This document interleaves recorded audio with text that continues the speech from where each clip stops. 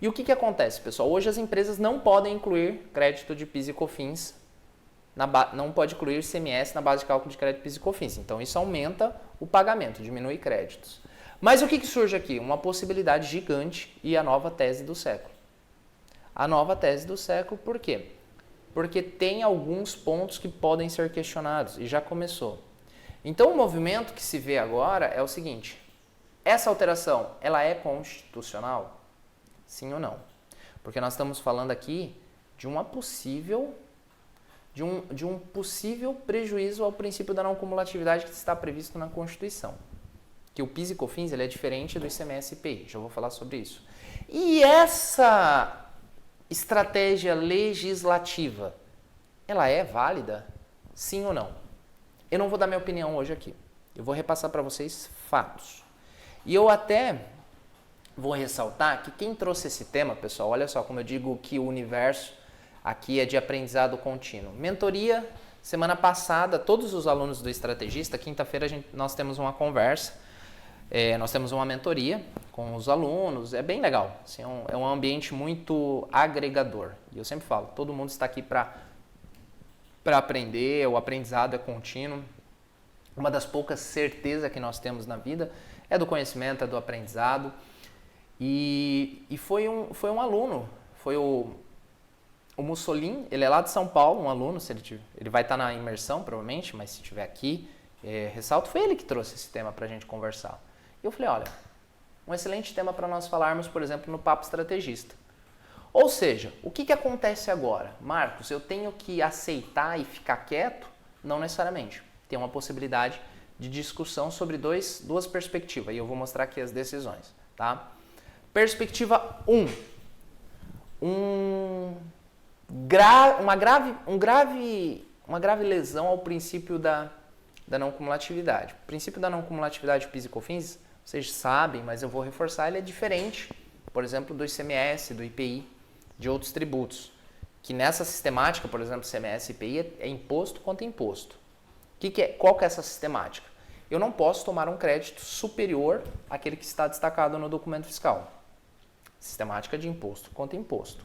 A sistemática do PIS e COFINS ele é um pouco diferente, que ele é regido pelo método subtrativo indireto. E o que consiste esse método? Consiste que eu não levo em consideração necessariamente o valor pago na etapa anterior, e sim a base utilizada. E de novo, é batido, mas vamos falar aqui, reiterar. O caso Simples Nacional. O Simples Nacional ele não paga 9,25 de PIS e COFINS quando ele vende. Mas ele transfere, essa é a base que serviu de cálculo para o pagamento nas alíquotas conforme o anexo que ele se encontra e a faixa do anexo, que é bem inferior, mas ele transfere créditos nessa mesma proporção. E nesse caso, pessoal, o método subtrativo indireto da não cumulatividade previsto na Constituição não leva em consideração essa sistemática que hoje nós temos, que é quase um imposto contra imposto. Eu estou considerando aqui que se eu não incluir, eu não tenho direito de transferir crédito, e não é necessariamente isso. Então, o primeiro ponto aqui é uma discussão, que quem vai dar a última palavra é o STF, claro, mas constitucional acerca do princípio da não cumulatividade. E tem um outro interessante que eu quero mostrar para vocês, só um minutinho, Tia Rai, eu vou buscar, porque nós tivemos aqui, tá, uma decisão. Só um minutinho que eu vou separar aqui, tá?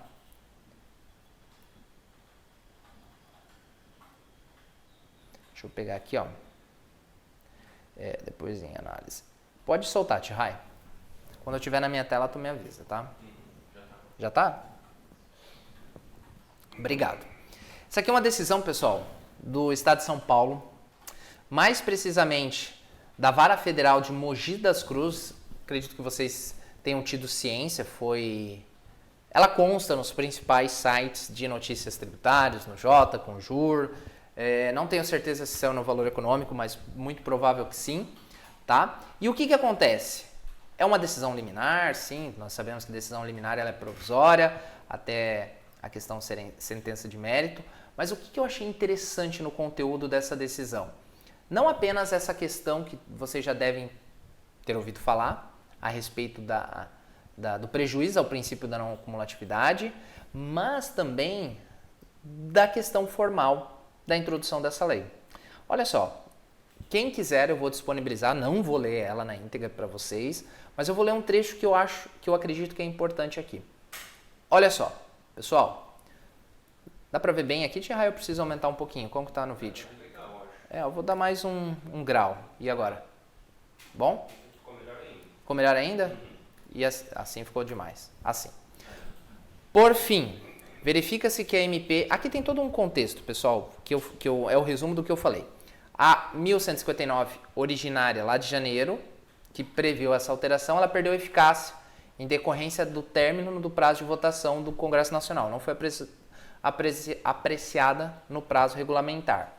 Entretanto, seus dispositivos foram incluídos como emenda à MP 1147 de 2022, a qual foi convertida na Lei 14592 de 2023, com seus artigos 6º e 7º alterando os dispositivos da Lei 10.637 do PIS, 10.833 da COFINS, na modalidade não cumulativa. Em análise à MP 1147, e aqui que eu acho bem interessante, pessoal, muita atenção, tá?